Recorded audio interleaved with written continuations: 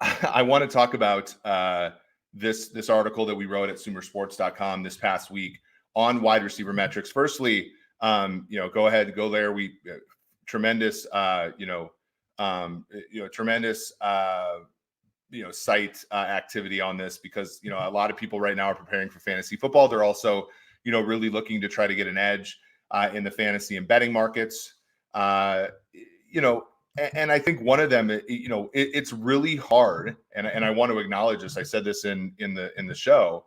It's really hard to untangle ability, right, and traits from production, because production has so many confounders in there, right? Terry McLaurin, who's the person that's on the front of that article, has played with what, Taylor Heineke, Dwayne Haskins, RIP, Case Keenum, I want to say, Ryan Fitzpatrick, and Carson Wentz. Like, he, by definition, if everything else is equal, he's going to have less production than the same player, the same caliber of player who's playing with Patrick Mahomes or Josh Allen or Joe Burrow and things like that. So you need a way to measure these players that is stable. And Matt Harmon, who made reception, who created Reception Perception, also worked for the NFL Network, worked for Yahoo. A very good analyst and somebody who I admire greatly, just because it takes a lot of time to collect this data. And data,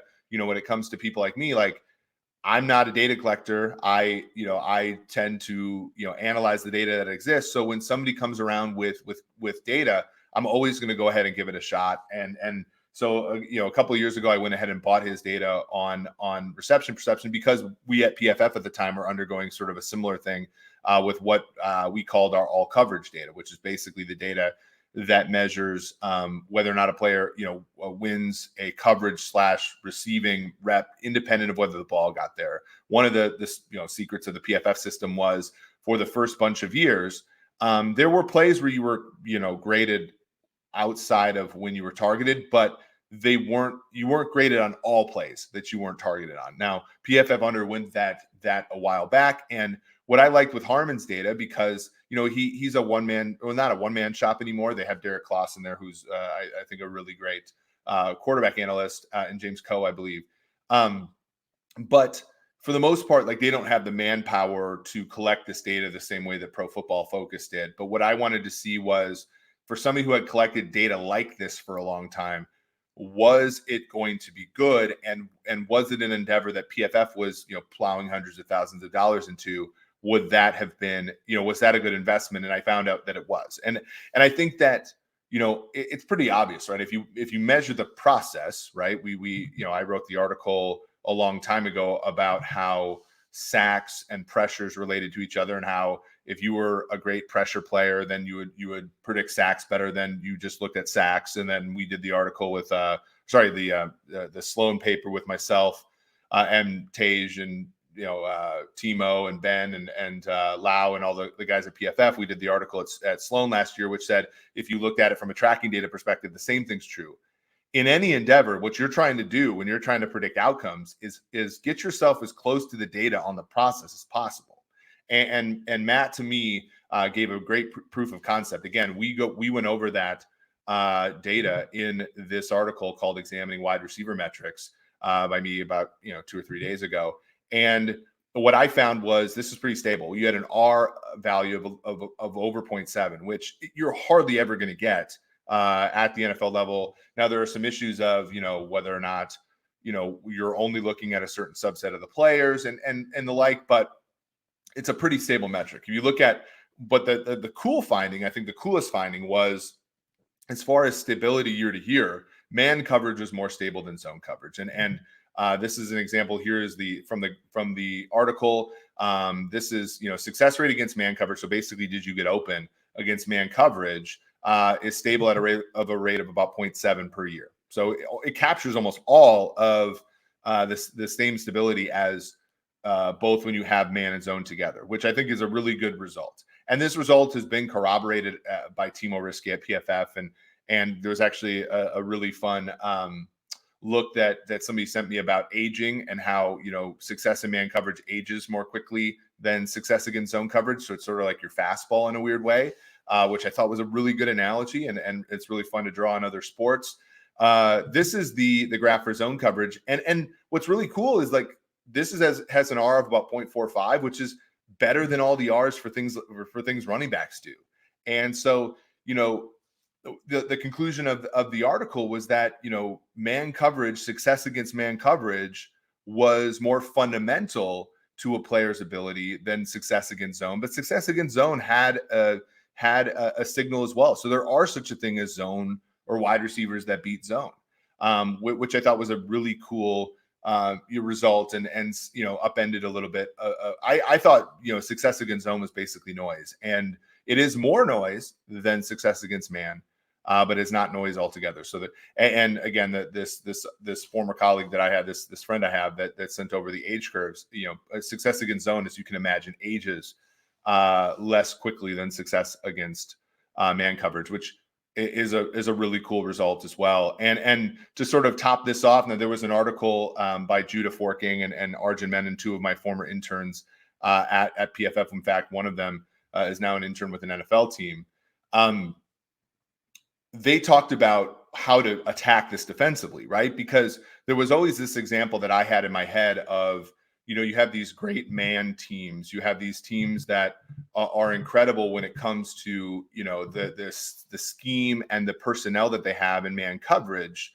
And yet, like, seem like Baltimore with Wink Martindale, where, 2018, there were teams that could not score on them. And yet when they would go and face Kansas City a team that had really good players who could beat man coverage, they would get filleted. And so the outcomes were so wide, right? It was sort of this idea that how good you were in man coverage as a defense exacerbated what was already true about your team week to week. So if you were better than the opposing team's receivers, and you can reliably measure that, which again, that is a real hurdle, then you should run man coverage. And in fact, you should profit off of man coverage. If you are worse, like think Matt Patricia's Lions, the liability that you're going to be against that team widens substantially. And in fact, if you are worse than the team you're going against, your coverage players versus their receivers, you should really consider running zone. And to the degree that your players can run zone, and again, this is why versatility is important. That's what Thomas talks about a ton on this very show with me. You can essentially muck up one part of football, muck up that part of football. And we saw this, right, with the too high stuff that the teams are running against Kansas City in the middle of 2021, where it just made things harder. It shrunk the gap between the Chiefs' talent, which granted was not that big after Tyreek Hill and Travis Kelce in 2021, and that of the opponents that they were facing. And that's an important thing to sort of realize as far as what was going wrong in their 2021 season. What was really funny is obviously after they traded Hill and brought in Smith-Schuster and Valdez-Scantling, they faced a lot less zone and ended up being fairly solid against that. So that was a really fun sort of exercise for them, and they showed this in the data, Menon and Fort Gang, where they showed that basically outcomes against, well, for one, man coverage happened on more important downs and distances. So, that was one of the sources for why the distribution and expected value is wider.